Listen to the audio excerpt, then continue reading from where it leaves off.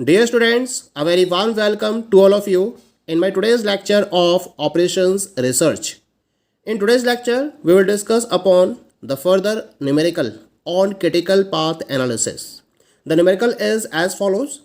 Listed in the table are the activities and sequencing requirements necessary for the completion of a project. और इस project के reference में आपको activity दे रखी है ABCD up to days M तक. Predecessors दे रखे हैं. ए आपकी स्टार्टिंग एक्टिविटी है, बी फॉलो कर रही है ए को, सी बी को, डी फॉलो कर रही है बी को, ई एफ जी तीनों सी को फॉलो कर रही है, एच फॉलो कर रही है ई एफ और जी तीनों को एक साथ, यानी कि ई एफ जी मर्ज एक्टिविटी रहेंगी. आई फॉलो कर रही है एच को, जे फॉलो कर रही है डी और आई को, इसका मतलब डी और आई मर्ज एक्टिविटी होंगे. के फॉलो कर रहा है जे को, एल फॉलो कर रहा है के को, और एम फॉलो कर रहा है एल को. फिर इसके रेफरेंस में आपको ड्यूरेशन दे रखी है. ए का 2 डेज, बी का 6 डेज, सी का 12 डेज, डी का 8 days up to days, M का 1 डे टाइम ड्यूरेशन दे रखा है आपको. क्या फाइंड आउट करना है आपको इसमें? Prepare a network diagram for the project. Second one, find the total time required to complete the project. And third one is the find the critical activities and critical path. तो सबसे पहले हम इस particular project के reference में network diagram को construct करेंगे.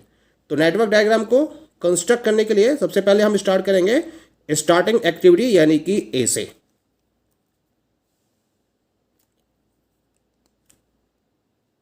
So this is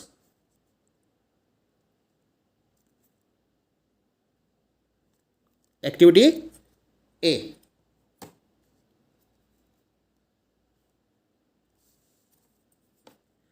now ए का टाइम ड्यूरेशन आपको दे रखा है, that is 2 days. Now B follow कर रही है ए को, बी फॉलो कर रही है ए को, तो इसके लिए this is activity B. B का टाइम ड्यूरेशन आपको दे रखा है 6 डेज. नाउ सी फॉलो कर रही है बी को और डी भी फॉलो कर रही है बी को.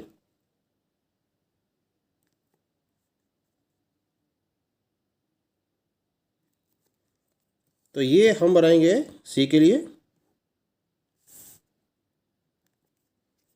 और ये हो गई आपकी activity D.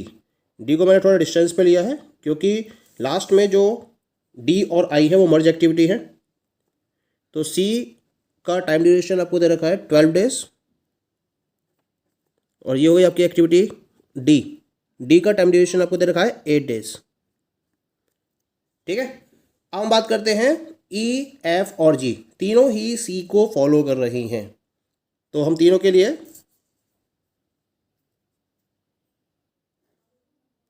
This is E, this is F and this is G activity. ठीक है. तो ये हुई आपकी एक्टिविटी ई, इसका टाइम ड्यूरेशन आपको दे रखा है 6 डेज. ये हुई एक्टिविटी एफ, इसका टाइम ड्यूरेशन आपको दे रखा है 4 डेज. और ये एक्टिविटी जी,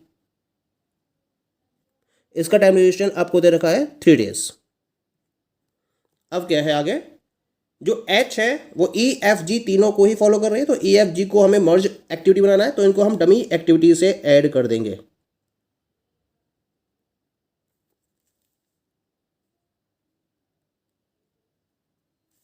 ये मैंने इसको डमी एक्टिविटी से मर्ज कर दिया. अब तीनों मर्ज एक्टिविटी हो गई हमारी. अब मैं क्या करूंगा? एच को फॉलो करूंगा.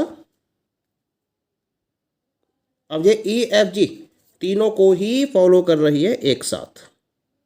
This is the activity H, और एच का जो टाइम ड्यूरेशन है वो दे रखा है आपको 10 डेज.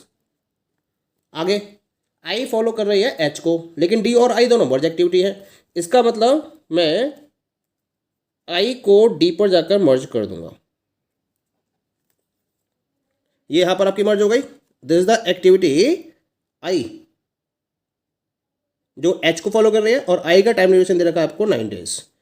ठीक है. अब डी कॉमा आई दोनों को फॉलो कर रहा है जे.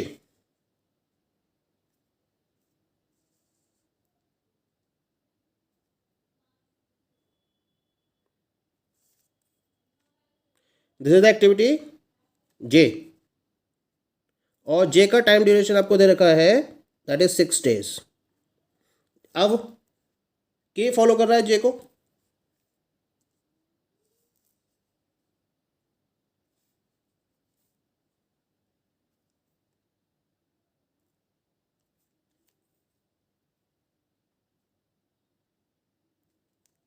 के फॉलो कर रहा है जे को और के का टाइम ड्यूरेशन है 3 days।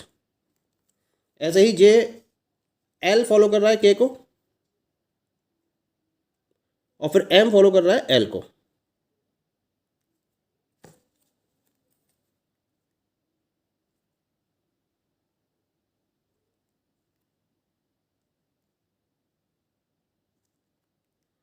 तो यहाँ ये हो गई आपकी एक्टिविटी एल, एल का टाइम है 2 days और ये हो गई एक्टिविटी एम, इसका टाइम है 1 day।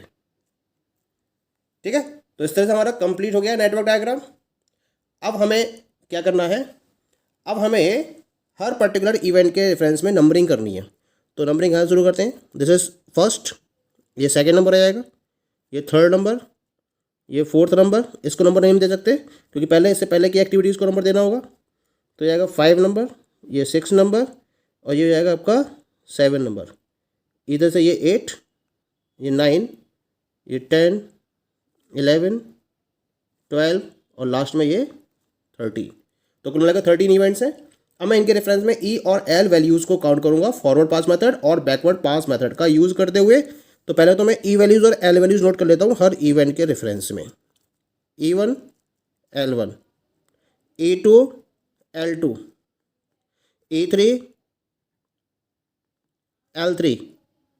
इसके बाद यहाँ नोट करेंगे E4 L4, यहाँ नोट कर लेंगे E5 L5। इसके बाद 6 के लिए E6 L6, 7 के लिए E7 L7, 8 के लिए E8 L8, 9 के लिए E9 L9, 10 के लिए E10 L10, 11 के लिए E11 L11, 12 के लिए E12 L12, 13 के लिए E13 और L13। ठीक है, अब फॉरवर्ड पास मेथड का यूज़ करते हैं पहले तो हम। तो इसके लिए हम E1 की वैल्यू रखेंगे 0। फॉर्मूला क्या रहता है, EJ is equal to EI plus TIJ। तो यहाँ पर E2 निकालना है तो 0 + 2 ये जाएगा 2, 2 + 6 तो E3 आ जाएगा 8। ठीक है, अब इस तरफ चलते हैं हम। 8 + 12 तो E4 आ जाएगा 20, 20 + 6 तो E5 आ जाएगा 26। ऐसे यहाँ से देखेंगे ना तो यहाँ पर मर्ज हो रही है एक्टिविटीज़, तो इसको काउंट कर लीजिए। यहाँ पर 12 + 3 तो ये जाएगा 15। अब देखिए 15 + 0 एक 15 आएगा यहाँ पर E6 की वैल्यू, एक यहाँ से आएगी 26 + 0 26 और एक वैल्यू यहाँ से आएगी 12 + 4 = 16। तीनों में से जो मैक्सिमम है वो है 26। तो इसी वजह से हम E6 की वैल्यू रखेंगे 26। अब 26 + 10 ये आएगा 36, 36 + 9 45, एक यहाँ से आएगा और एक यहाँ से आएगा। 8 + 8 16, तो हम यहाँ रखेंगे वैल्यू 36 + 9 यानी कि 45। 45 + 6 51, 51 + 3 ये आएगा 54, 54 + 2 ये आएगा 56, 56 + 1 ये आएगा 57।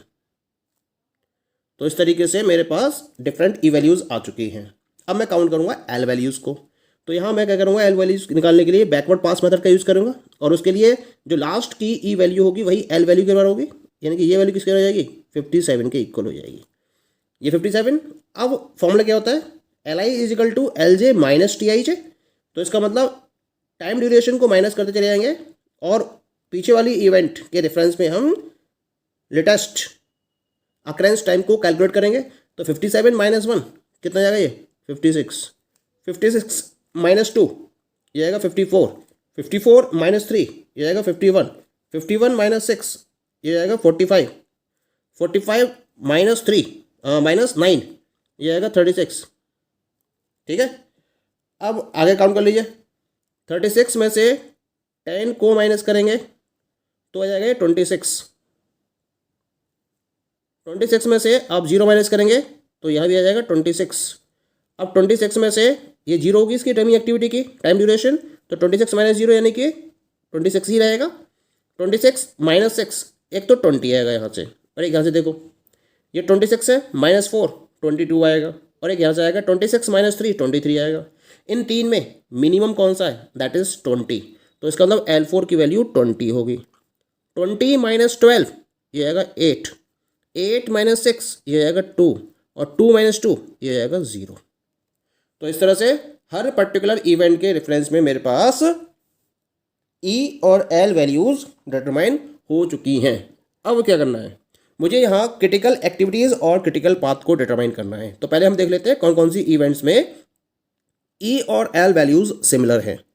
यहाँ सिमिलर हैं, यहाँ भी सिमिलर है, यहाँ भी सिमिलर है, ठीक है, यहाँ भी सिमिलर है, यहाँ भी सिमिलर है, यहाँ भी सिमिलर है, ये भी, this one also, this one also, this one also, this one and this one. तो ये सारी जो इवेंट्स हैं इनके रेफरेंस में ई वैल्यूज़ और एल वैल्यूज़ सिमिलर हैं। तो हम यहाँ पर अब क्रिटिकल पाथ को डिटरमाइन कर लेते हैं। तो दो क्रिटिकल पाथ दिखाई दे रहे हैं आपको, एक तो 1 to 2, 2 से 3, 3 से 9 और 9 से 10, 10 से 11, 11 से 12 और 12 से 13। और एक पाथ आपको दिखाई दे रहा है 1 to 2, 2 to 3, 3 to 4, 4 to 5, 5 to 6, 6 to 8, 8 to 9, 9 to 10, 10 to 11, 11 to 12 और 12 to 13। तो पहले वाले पाथ की बात करते हैं। पहले इसकी ड्यूरेशन ऐड कर लीजिए, 2 + 6 8 + 8 16 + 6 22 + 3 25 + 2 27 + 1 28, जबकि आनी कितनी चाहिए 57, लेकिन ये 28 आ रहा है। इसका मतलब ये हमारा क्रिटिकल पाथ नहीं होगा और ये क्रिटिकल एक्टिविटीज़ नहीं होंगी। तो जो दूसरा ऑप्शन है वो हमें प्रॉपर वैल्यूज़ प्रोवाइड करेगा इसके रेफरेंस में। तो इसका मतलब जो हमारी क्रिटिकल एक्टिविटीज़ रहेंगी, क्रिटिकल एक्टिविटीज़ होंगी equal to A, B, C, ये वाला पाथ लेके चलेंगे। फिर E, उसके बाद आ जाएगा आपका E के बाद यहाँ से H के बाद आ जाएगा आपके पास I के बाद आ जाएगा J के बाद K के बाद L और L के बाद M। ये हो गई हमारी क्रिटिकल एक्टिविटीज़। तो हमारा क्रिटिकल पाथ क्या होगा, critical path will be equal to A to B to C to E to H to I to J to K से L और L से हो जाएगा ये M। ठीक है, ये हो गया हमारा क्रिटिकल पाथ। या हम इसको दूसरे शब्दों में कह सकते हैं, क्या कह सकते हैं, 1 to 2, 2 to 3, 3 to 4, 4 to 5, 5 to 6, 6 to 8, 8 से 9, 9 से 10, 10 से 11, 11 से 12 और 12 से 13। ये क्या हो गया हमारा, this is the critical path. अब हम निकालेंगे प्रोजेक्ट कंप्लीशन टाइम, क्योंकि हमें टोटल टाइम निकालना है प्रोजेक्ट को कंप्लीट करने में। तो total time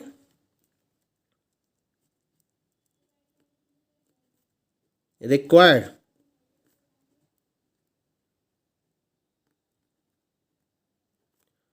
to complete the project. तो क्या करेंगे, क्रिटिकल एक्टिविटीज़ के रेफरेंस में जो टाइम ड्यूरेशन है उसको हम ऐड करते चले जाएंगे। ए का टाइम ड्यूरेशन है 2, बी का है 6, सी 12, ई 6, एच 10, आई 9, जे 6, के 3, एल 2, एम 1 डे। अब इसको आप ऐड कर दीजिए, फुल्ली ऐड करेंगे तो आपके पास टोटल वैल्यू आ जाएंगी। तो टोटल का आप काउंट कर लीजिए, 2 + 6 8, 8 + 12 20, 26 + 10 36, 36 + 9 45, 45 + 6 51 + 3 54 + 2 56 + 1 57। तो कितना आ गया टोटल टाइम? 57 डेज। इसका मतलब प्रोजेक्ट को कंप्लीट होने में 57 डेज का टाइम लगेगा। तो इस तरह से दिए हुए प्रोजेक्ट के रेफरेंस में हमने क्रिटिकल एक्टिविटीज़, क्रिटिकल पाथ और total time required to complete the project को डिटरमाइन कर लिया है। Okay, thank you.